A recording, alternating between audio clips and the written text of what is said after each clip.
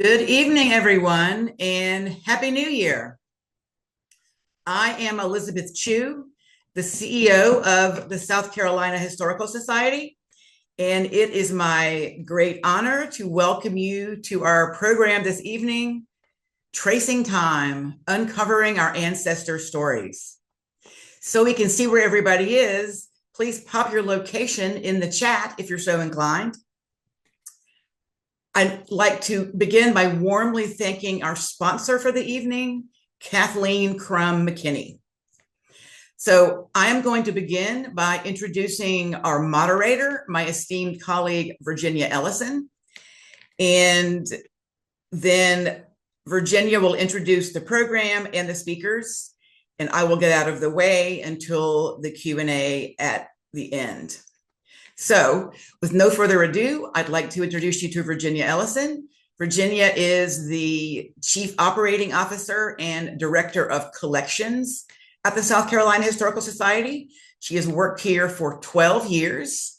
She has a bachelor's degree in anthropology from the College of Charleston, and she has a master's in library and information science degree from the University of South Carolina. She is renowned locally, regionally, and nationally for her skills as an archivist and for her knowledge, her deep knowledge of keeping collections safe in times of weather disasters. So I will turn it over to Virginia.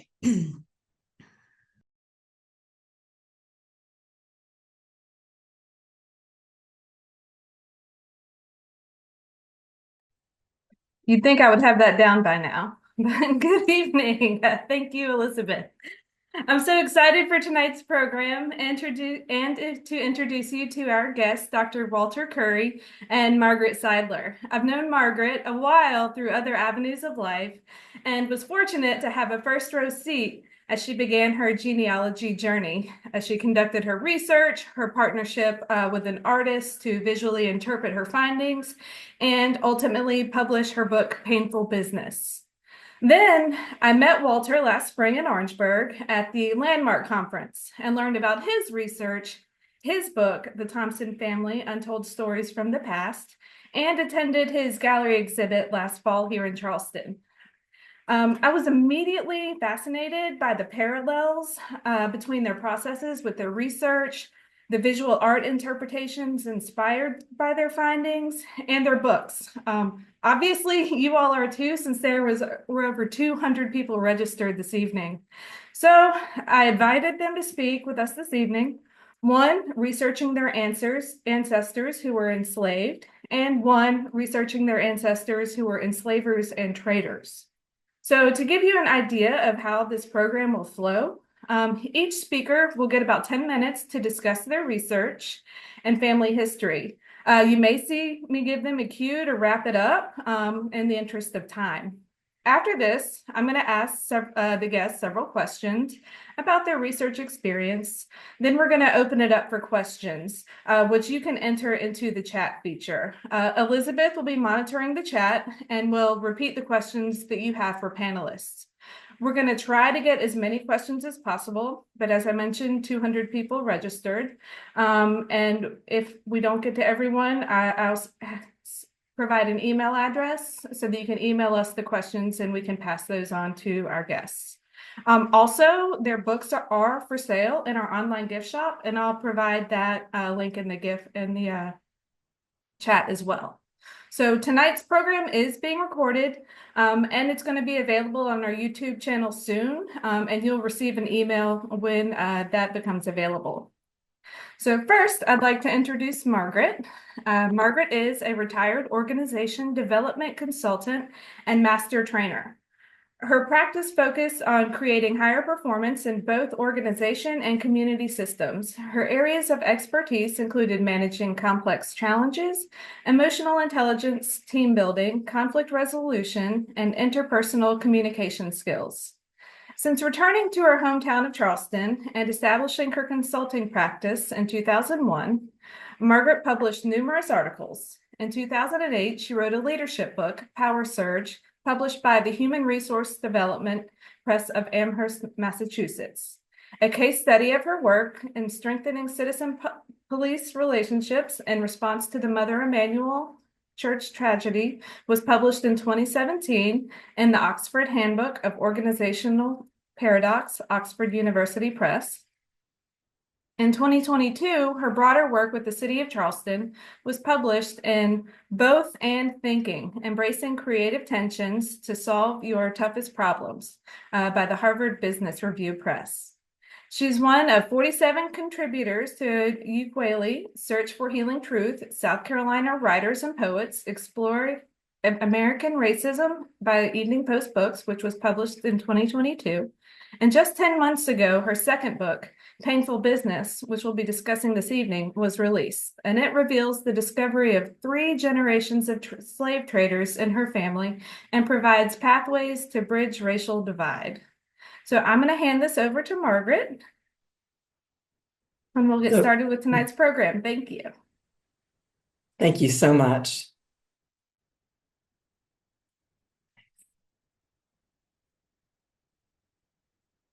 We good? So thank you so much to both Elizabeth and Virginia for having Dr. Curry and me tonight. We're really excited about this is how we're starting the New Year's together. So thank you for being with us. As you heard from my introduction, history and the study of history was not my profession. I'm an accidental historian. And what I'm going to talk about tonight briefly is my family history here in Charleston that was lost, and that was a 100-year period from 1758 to 1859. So now I've been doing genealogical research with a purpose, and that is of telling a more complete story of what Charleston history is all about, and hopefully to bridge the racial divide. I've included a photograph that I took a few years back of McLeod Plantation, right next to Charleston on James Island. And I was born in 1952 in a white neighborhood adjacent to McLeod. And I can remember as a child going over to McLeod, sneaking over there. And one day a group of us noticed these cabins next to the big grand mansion. And while we had a golf course and we had a swimming pool and we had tennis courts and a small boat marina so we could go water skiing, these little kids who were just the same size as us were playing out in the dirt in front of the cabins, and they didn't even have any toys. And if you'll notice closely in the middle of the picture, you'll see there's a brick cistern. And back in the 50s, there was a pump and they were pumping water and carrying the water in buckets, sloshing into the cabin. So there was no indoor plumbing. And if you think that this is really long time ago history, the last family moved out of those cabins, which never had indoor plumbing, in 1990. So I'm a product of segregation in Charleston, South Carolina. And I asked my mother why things were so different. And she goes, that's just the way things are. And my mother's family, I knew had deep roots in Charleston, and they were from a very meager background. So I never imagined that my family had anything to do with the institution of slavery. And it wasn't until 2018, when I was 65 years old, that I went and revisited an old DNA test and found out that I had cousins of African descent who wanted to know their history. And because of their request, I started looking at some notes that my grandmother had left. She died in 1983, having lived in Charleston all her life for 100 years. And I had these notes, and when she died, I read them, and it talked about having people from England, no surprise, somebody who was a chief justice in New York in 1763. And then these other people were in New York, people went to Yale. But I just got to tell y'all that in 1983, I was not interested, being how I was raised, to have anybody that was related to me from New York. So I just put the information in a safe place because I love my grandmother, and I just didn't read it again until 2018. So it sat there for decades. And so when I started looking at the names, I looked at the people in New York, and then I was finding out about these really well-educated people up there that were related to me. And then I looked at a name called Maria Margaret Torrance, and she was married to somebody named John Torrance. And so I'm just doing these basic Google searches on the internet. And I find this on Easter morning. So some 35 years after I've had this information, I researched it for the very first time. And lo and behold, it turns out my family was in New York and they moved to Charleston, South Carolina in 1758. And here's what I found. It said, John Torrance, this is my fifth great grandfather, was a partner in the firm of Torrance, Gregg, and Pogue. And they brought a number of Huguenots to Charleston from England and hundreds of slaves to Charleston from Africa. Well, just know this was just a few years after the Mother Emanuel tragedy. And my husband, Bob Seidler, and I have been very involved in trying to bring the community together. And to find this out was, I can't even express the emotions that I felt. But lo and behold, who is the credit for this on the internet? The South Carolina Historical Society. And it says, description of John Torrance letter, 1775. And here I've known Virginia Ellison for years in a very different way, certainly not in her profession. So I went to Virginia first. I went to the South Carolina Historical Society. I'll show you what she found me my very first visit. It was just blew me away. What happened is, since I didn't know anything about being a historian, people who had the expertise started just raising their hands, coming out of the woodwork saying, Margaret, we're going to help you. You want to find out for your cousins. You want to find out the truth. We're going to be there for you. And so not only Virginia, Dr. Nick Butler, who many of you know, who does Charleston Time Machine for the Charleston County Public Library, Dr. Bernie Powers, who has been a very great partner from the College of Charleston, Doreen Larimer, who was our historic deeds researcher, and also she's a volunteer at the South Carolina Historical Society. We had a graduate student who helped us, and then you can see the various other facts, source documented that we had. And this is one thing the team told me. They said, you can't tell anything, you can't put anything in writing that isn't the facts, and it all has to have source documents. And I'll come back to Newsbank Redux in a little bit, showing you the importance of documentation that we just never know is out there.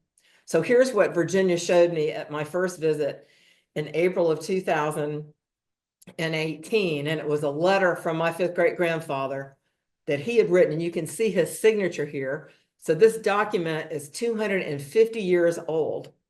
And so while I thought I was from meager background, my grandmother only having an 8th grade education, here is this extremely wealthy merchant and landowner in what is today's Mount Pleasant, just east of Charleston.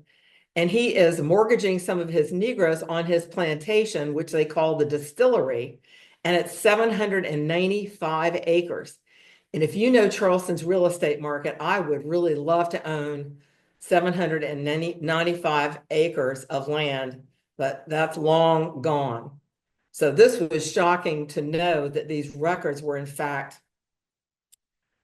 kept, and that my family had brought people here and that they were wealthy, that I wasn't from meager. So I went forward.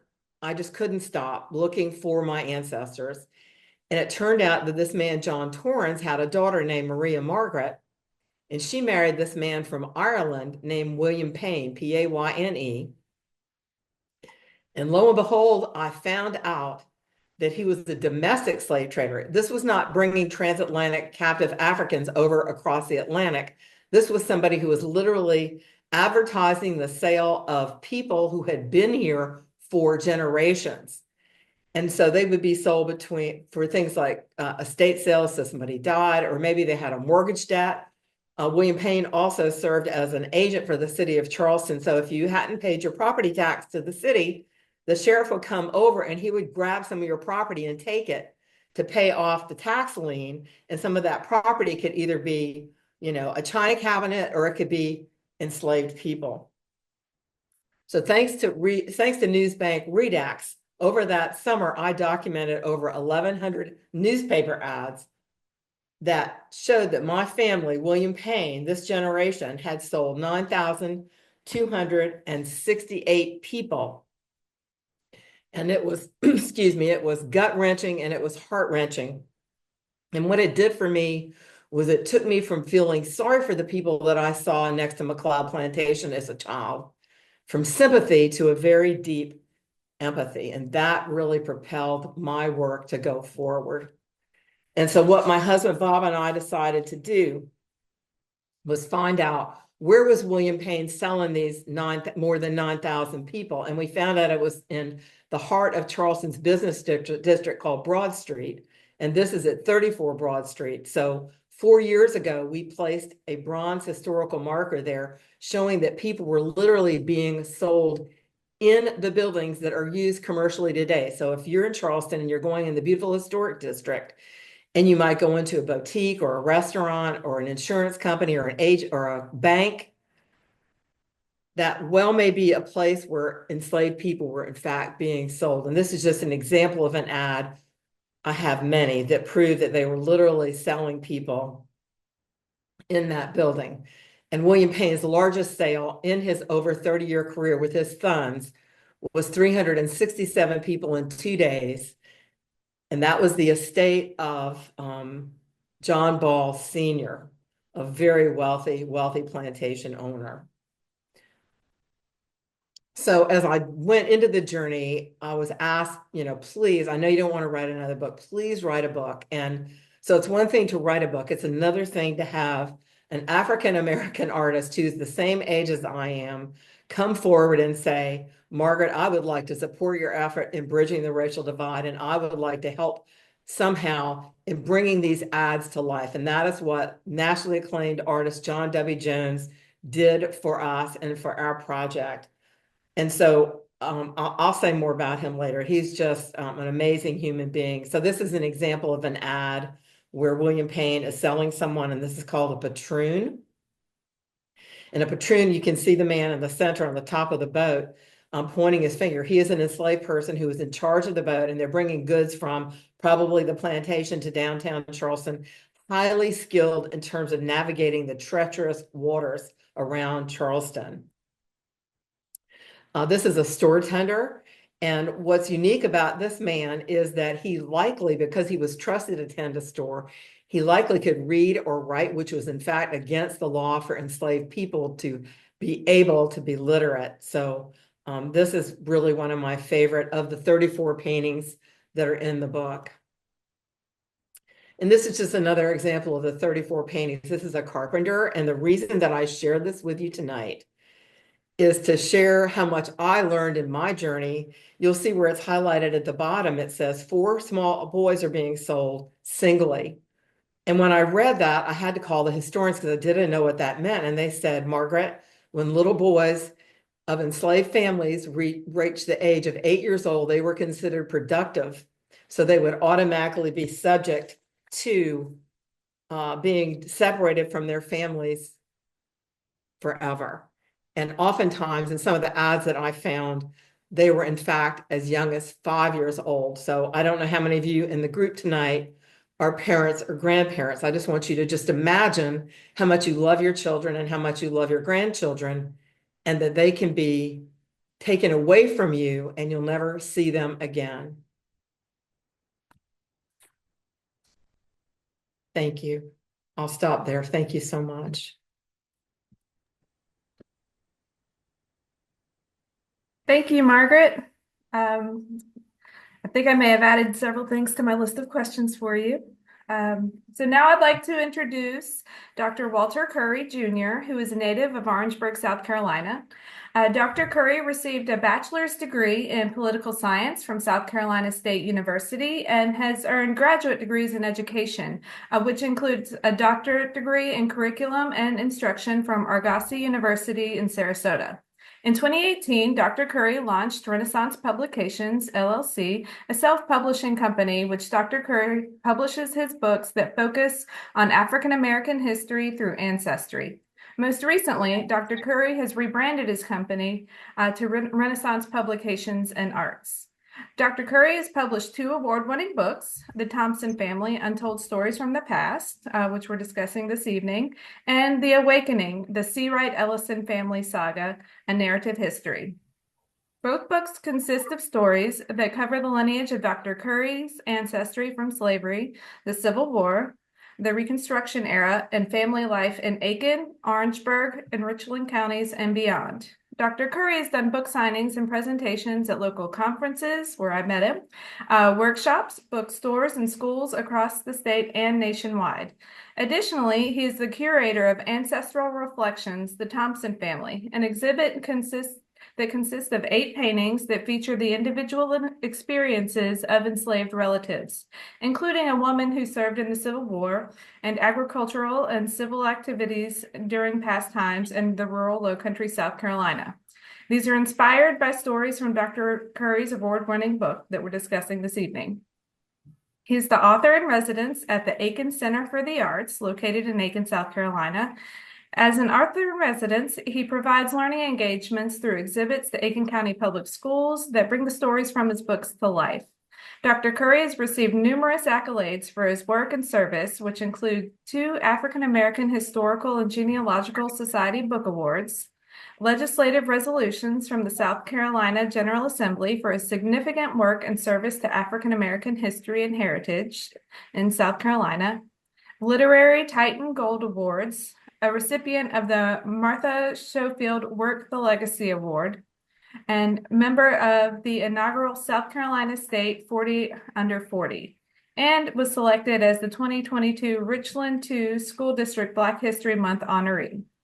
He serves as a member of the South Carolina Confederate Relic Room and Military Museum Commission, the South Carolina Arts Directory, and the South Carolina Humanities Speakers Bureau. He is also a certified interpretive guide through the National Association for Interpretation. He currently lives in Columbia with his wife, Takia Curry, who's a registered nurse and a graduate of University of South Carolina, and they have 2 sons, Braxton and Braylon. All right. All right. Thank you, Virginia, for that wonderful introduction. Can everyone see the PowerPoint?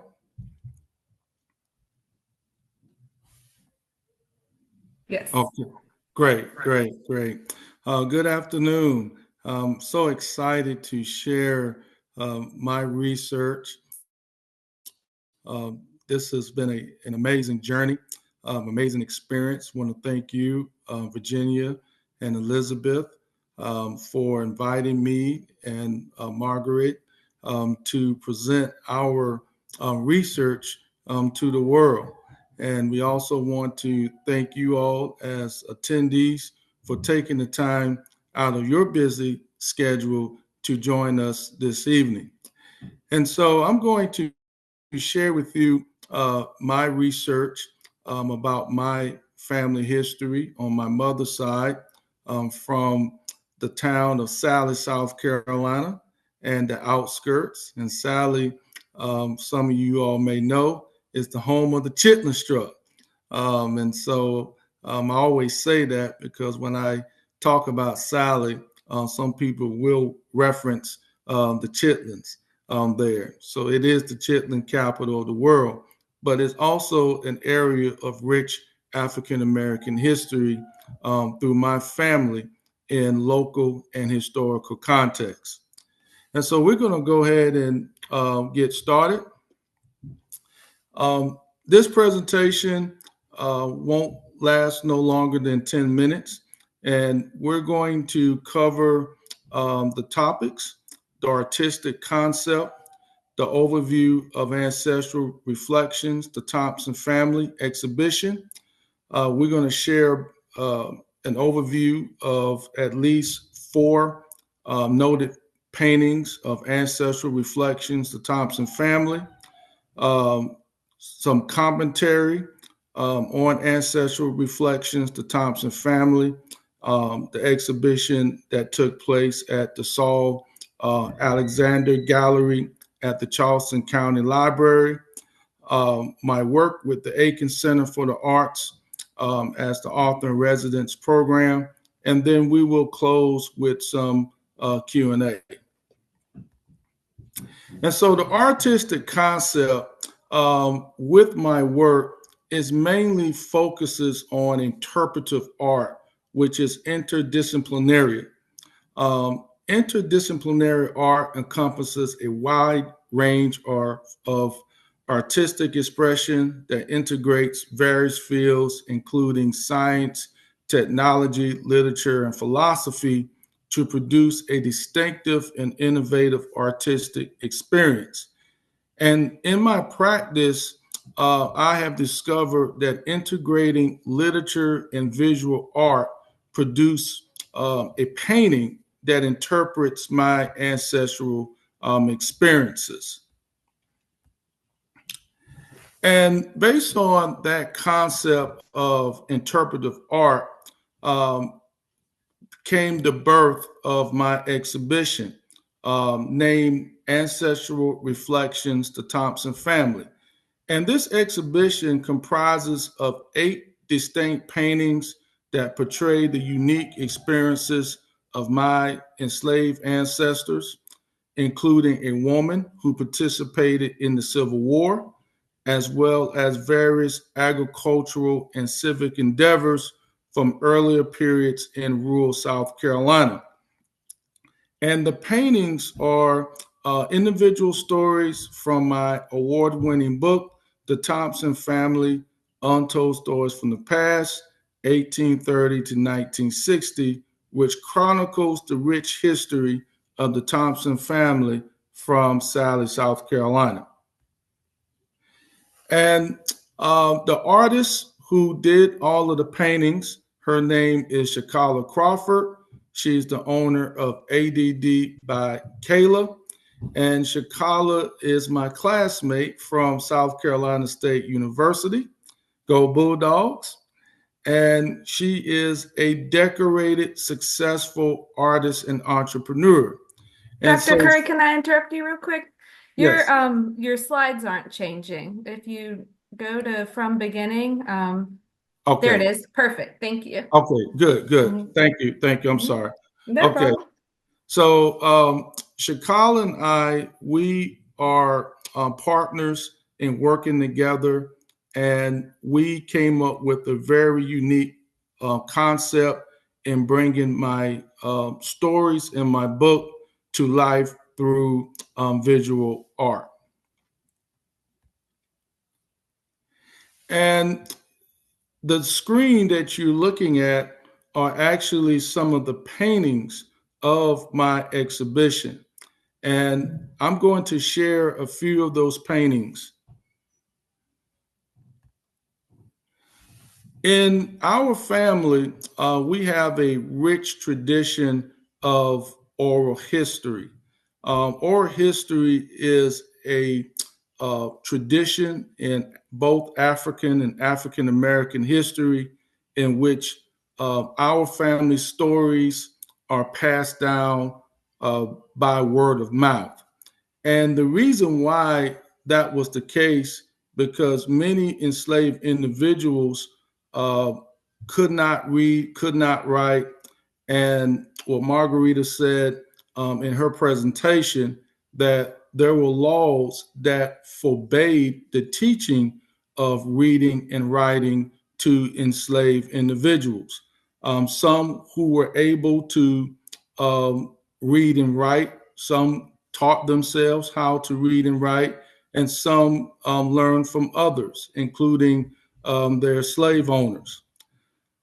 Enslaved individuals employed various methods to oppose slavery and undermine the institution of slavery. Such was the case with the Underground Railroad of slaves escaping from the South to the North for their freedom. Formerly enslaved individuals shared their experiences through the art of oral storytelling. And one of the things about storytelling is that you capture the experiences of an individual. And so in this painting, is an example of an enslaved narrative that was told by my ancestor, Lavinia Corley Thompson. When she was in her old age, she sat with her grandchildren and she told the story about her enslaved experience. about a traumatic experience that occurred when she was a slave. And when I did some research, I found that her enslaved experience was recorded by her granddaughter, Nettie Thompson Johnson. And she recorded that Lavinia told her that she and her sister were to be sold in Tallahassee, Florida. And they listened to the overseer, the slave master, to find out where they were going to be sold and to whom. And according to Lavinia, she said that her slave master at the time, named was Joshua Corley, sold her for $100. And when the slave auctioneer, along with the slave master, came to the plantation, Lavinia wore a white dress, and she did not want to leave her family nor the slave master, because the slave master treated her and her family well. And she told the slave master from Tallahassee, Florida, "You might as well sell me over because I ain't a goat." And because of her defiance, the slave auctioneer beat her so bad that her white dress became bloody. And so you look at this enslaved experience that was recorded by Lavinia's granddaughter, and how this painting brings the experience to life. And so this is a prime example of interpretive art, where literature can be brought to life through art.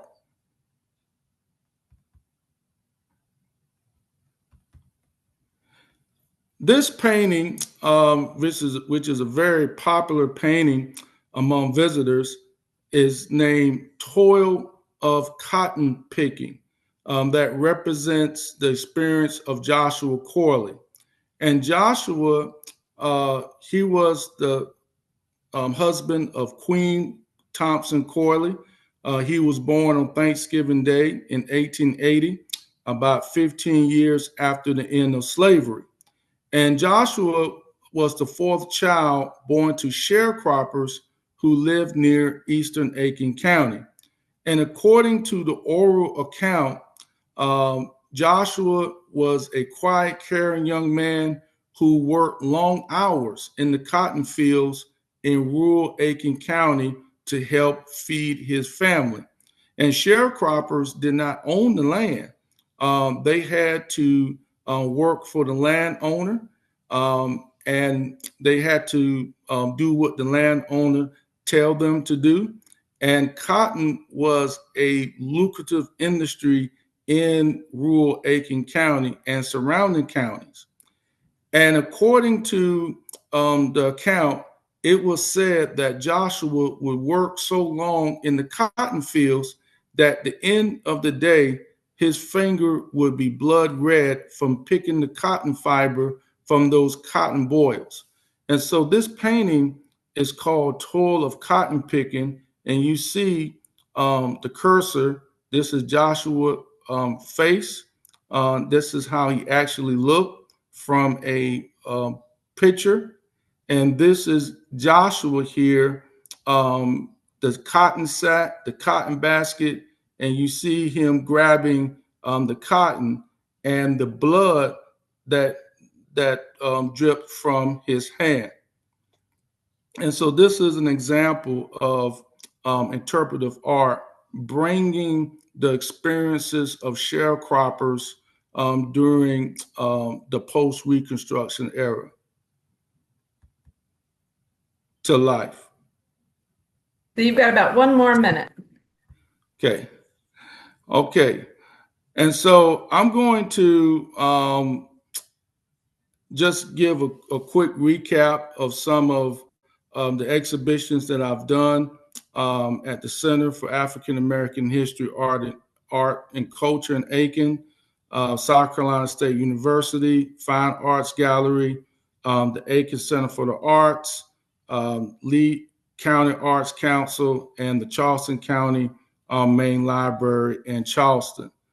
And I will share with everyone about how you all could purchase my books and how you can connect with me to learn more about my work. Thank you. Thank you, Walter. And I'll share in the chat your website and Margaret's website for the upcoming art exhibits that are traveling around the state. I've seen both and they're wonderful. So I'm going to ask a few questions. And I see that we have a lot of genealogists in the chat. So this is for both of you. So whoever can take it first. But what source did you encounter in your research that was surprisingly helpful? Was there a resource that you weren't expecting to really find anything or that came out of nowhere? Can I just talk for just a second before we get into the mechanics? And Walter, I think you're still screen sharing if you want to. Okay. Start. Okay. Walter, I met you months ago at the Charleston County Public Library art show or art exhibition, and to see the art and the story that you have to tell about your family is just so amazing. And the fact that you are willing to be on a program with me shows your grace. And I just have to say that before we get into the mechanics, because not everybody is going to have your response. And I am really deeply touched by your response to what you've learned and being willing to work with me and collaborate with me. Thank you. I appreciate that. And likewise, I really enjoy the commentary. I really enjoy, your conversations and working with you, and all of us. I think this has really been a learning process for all of us, and it does take courage. It does take a level of understanding, and to bring these stories out is so important. I'm sorry, I didn't mean to interrupt you, Virginia. I'm just so touched by Walter's story.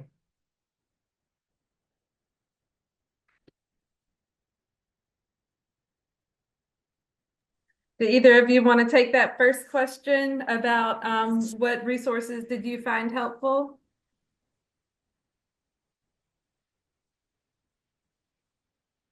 Well, I can go.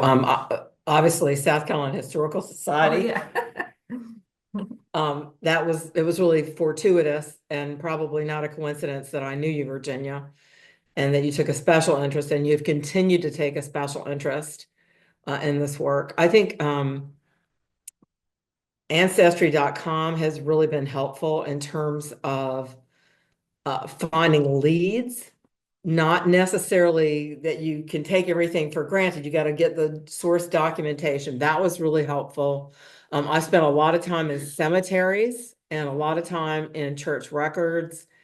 And one really gold mine that Dr. Nick Butler, Bob and Nick Butler and I went to Columbia several times was the South Carolina Department of Archives and History. My goodness, it is like unbelievable what you can find there in terms of information, and it's all there. You can touch it. And so things like bills of sale or lawsuits, and it seems like back then everybody was suing everybody, or estates, looking at estate records. I mean, it's just very rich. I mean, I don't know what you found, Walter, but those were sort of my primary.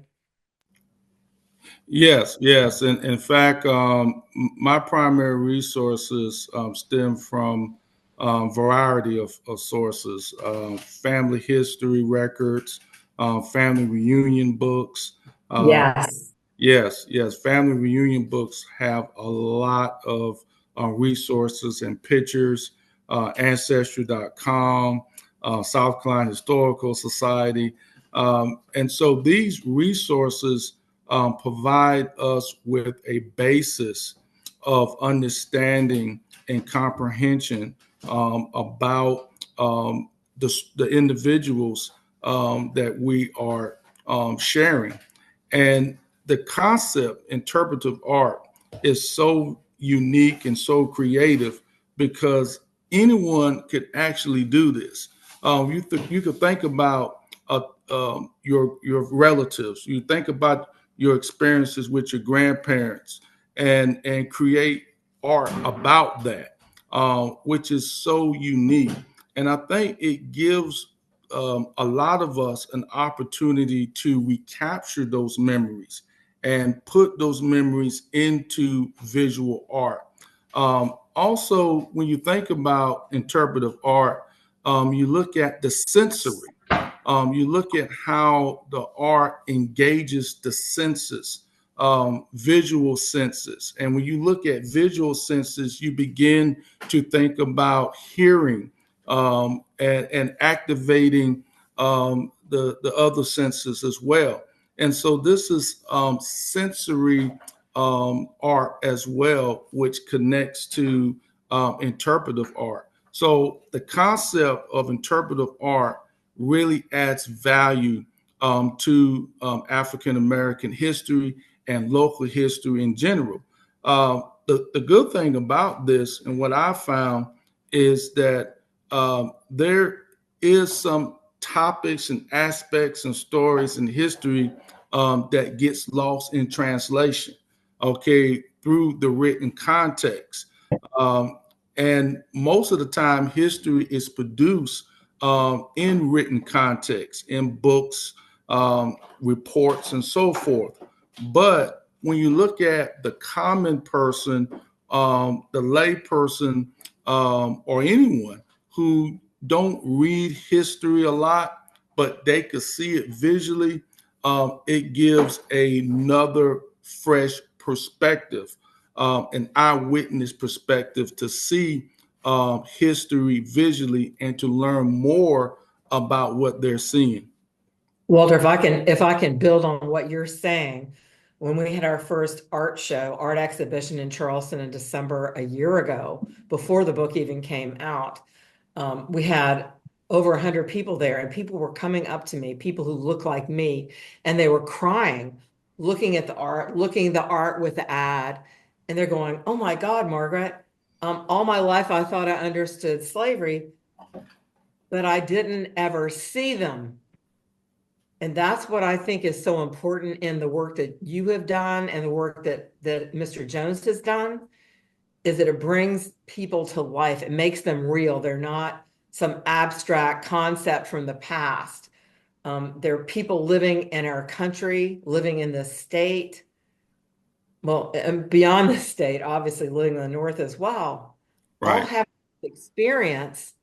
And so what I love about Mr. Jones's work is that nobody's ever taken those ads and brought them to life. And what I love about your work is that I've never seen anybody take somebody's family history and bring it to life in such a way that it just makes me want to weep.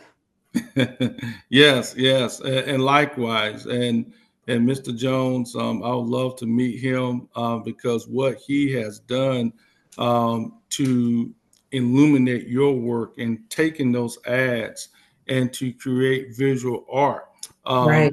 it really brings history to life.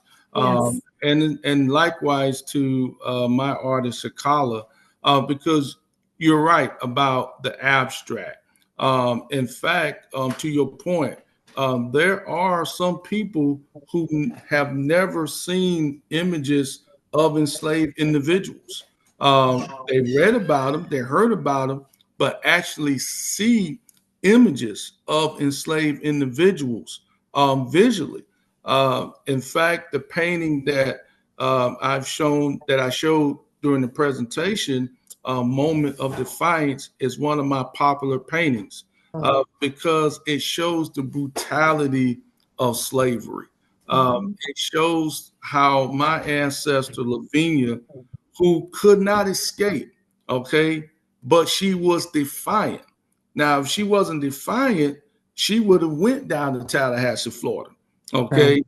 And from what I was told, the slave owners in Tallahassee was very, very brutal down there. But because of her defiance, she sacrificed herself and she stayed. Okay. And then you look at how she transitioned from that traumatic experience as an enslaved cook in the Confederate Army during the Civil War. And she served with her master, Sam Webb, for 3 years, from 1863 to 1865.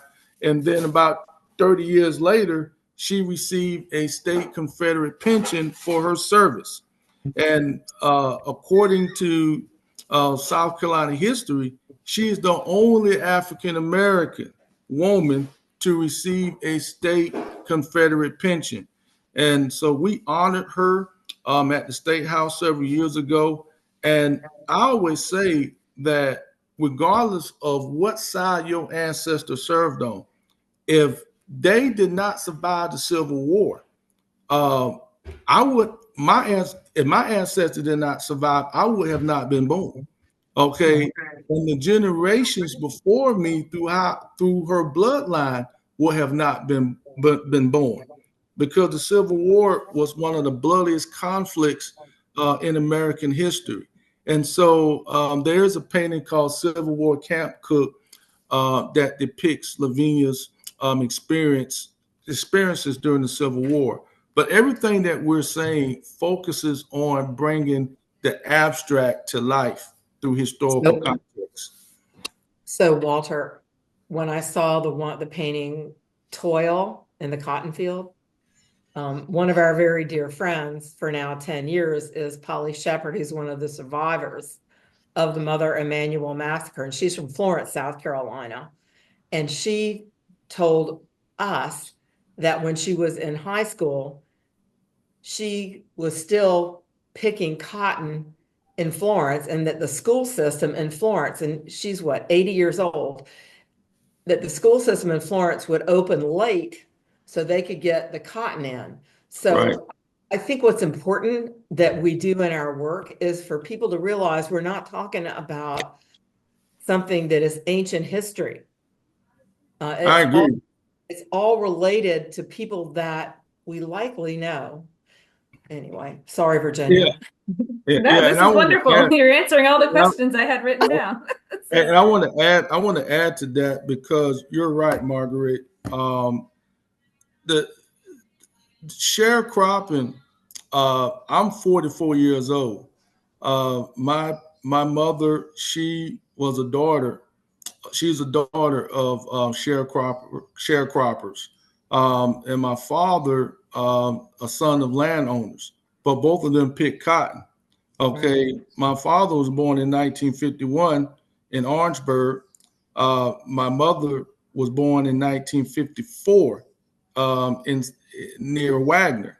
Okay, and so you look at the 1950s to 1980s, and sharecropping, from my understanding, ended in the late 1960s. That wasn't too long ago. Okay, I was born in 1980, and sharecropping ended 10 years before I was born. And so when you look at the experiences of those who pick cotton, for what my mother told me, that from September until November, they had to miss school because they had to go out and pick cotton. That was harvest time. Yes. So you look at how education was limited for them. Luckily for my grandfather, he was able to obtain employment and income opportunities because he was a skilled tradesman, and he had to supplement his income by working as a skilled tradesman. And that was much more that he made as a skilled tradesman than sharecropping. Okay. But when you look at some of my relatives who own land, one story was told to me that there was someone who came to their family property down there in Sally, and and that and this person, a white man, thought that they were sharecroppers and told my cousin, their parents, that y'all don't need to go to school. Y'all need to be out there picking cotton. And my cousin parents came out and said, no, we own our own land. All my cousins were able to go to school and graduate from high school because they were landowners. But think about those who were not landowners, who were sharecroppers. Some of them did not finish school. Okay. So you look at how education was denied. Um, um, and you look at, on my father's side, my grandmother, who grew up in Orangeburg in the Cordova area, she attended Great Branch School. Her parents owned 60 acres of land in Bowlintown, a little community in western Orangeburg County. And she used to tell me that her and her siblings would walk to school, but they had to face racism. They had to face racism to get to school. Okay, so you think about the names that they were called getting to school. These were some difficult, extenuating circumstances that many African Americans face during those times. Well, Walter, I know you're in Columbia, right? Yes. So Mr. Jones is from Columbia, and I'll go back to the cover of the book. And someone asked him in the art exhibition, Mr. Jones, what was it like for you to take these ads as an African American and, bring them to full humanity? And he goes, oh, well, they were, sort of familiar. And somebody said, well, why? And he said, well, because I grew up in Columbia, and Mr. Jones is 74 now. And he goes, and I was 13 before we had indoor plumbing. Wow. And that's a true statement. That's true. You look at the painting Toil of Cotton Picking, and you see the house. Some of those houses were actually slave cabins. Then later on, those slave cabins became tenant houses. Okay, and then some of those houses were called shacks, and you probably have heard of the word shacking. Okay, that's a common term in some conversations in the African American community, and this is what I'm saying comes from what my grandmother and some of my older relatives have shared with me. But you mentioned about indoor plumbing. I remember when I was growing up and going to visit my family in Sally, some of my relatives were living in tenant housing, okay, that did not have indoor plumbing. And I'm talking about the late 80s and early 90s, okay? And some of those houses were in the fields.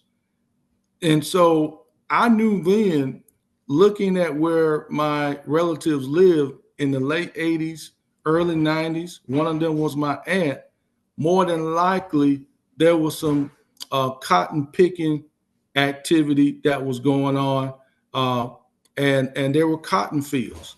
And so you're talking about 20 years ago, okay? That wasn't long ago. And so I remember my aunt, with no indoor plumbing in that house, had to go out and use the restroom at an outhouse. Okay. So we have to really see how folks lived during those times and what was denied to them during those times. Right. So I'm going to get a couple of questions in, or I'm going to ask one question because I really wanted to ask it. And then we do have several questions in the chat.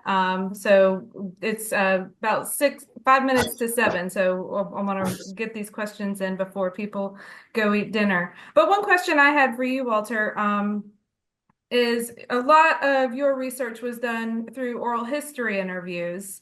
And did you find with any of your family members or the people that you interviewed that they left portions of it out, or that they sugarcoated the stories that they were telling you, or that they didn't want to talk to you? That's a great question. Many of the stories in my family are not sugar coated. Bits and pieces were left out. Depends on who tells it. And when I did the research, I was blessed to interview individuals. Some of them were in their 90s. Some of them are still living today. I'm blessed to have a cousin who's 102 years old. They were very forthright. And some of those individuals told those stories because they wanted to bring the family together. There was one story that I will say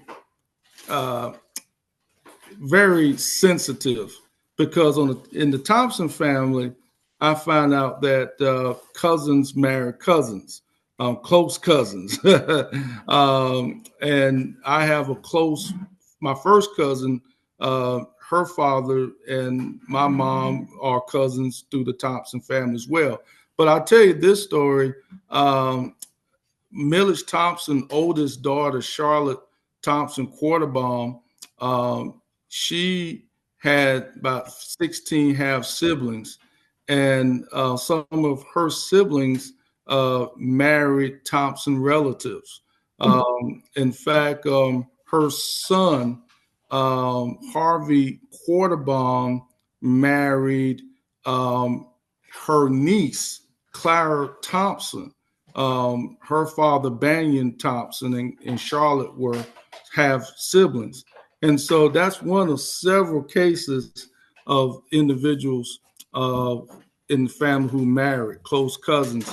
But yeah. So I hope my response answered the question. Absolutely. Yeah. It's always interesting because, one of the first things you tell people when they start their genealogy is talk to the family who's available first, take notes, and then move on from there using Ancestry as a tool, looking for Bible records, census records, things like that. So I always like to see what people say about, talking to their family about oral history, and if they're telling the truth or if they're leaving stuff out. So I know we have several questions in the chat, and Elizabeth is going to read those. I think a couple may be for me as well, as far as the Historical Society resources. So I know we only have about 2 or 3 minutes left. It may go like 5 minutes over. Please stay with us if you can. I get it if you can't. Okay, so we do have a couple of questions about research. The first one, how does one access slave registers or records? I've traced my great-grandmother's name to Charleston, South Carolina, but not able to go further.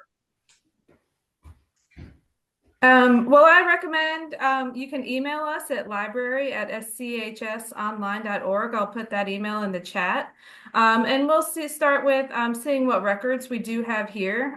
We do have plantation records and family records and church records. So if you email us and give us as much information as you can, a name, time periods, locations, that really helps us get started. And then, we're not just going to say, no, we don't have anything. Our librarians like to point you in the right direction. We're not good at saying no, because research is also fun for us. So we'll recommend other sources around the state and online. And then the next question begins, does the Historical Society have records from plantations? And the answer to that is yes. Yes, we have quite a bit. I mean, our strength is the Low Country just because we are located in Charleston, South Carolina. But we do have quite a bit of plantation records. Some have been digitized and are available on the lowcountrydigitallibrary.com. But our collection's always growing. So not a lot has been digitized. So again, just feel free to reach out to us and we're happy to guide you. And then one final question for Walter and Margaret. Do you have access to photos of your early ancestors or photos of their residences? Yes, I do. In my book, The Thompson Family, Untold Stories from the Past, 1830, 1960, I do have pictures of my ancestors and relatives, including locations and cemetery markers as well. And I also have a collection too of pictures.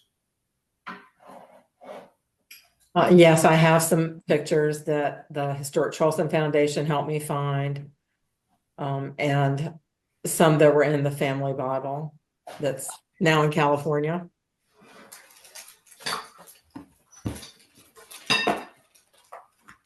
Go ahead. Okay, well, it is now exactly 7 o'clock.